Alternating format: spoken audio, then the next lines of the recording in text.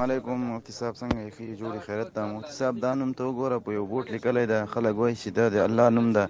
دا د الله نوم جوړیږي او که نه اوس تاسو پام راړوم د جناب الشیخ ابو حذیفه وعالمنا وینا ته جانان نبی زم پتا مین جانان نبی زم پتا مین ستانون میل کلی دی پزړ باندې قربان نبی الحمدلله علیه والصلاة علی اهله اما بعد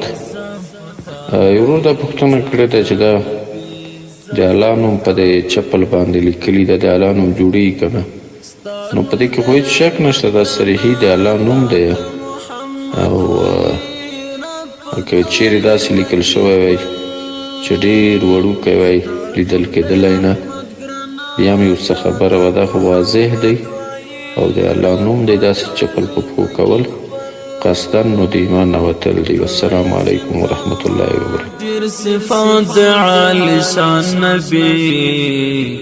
تمی جانان نبی زم پتا مین یم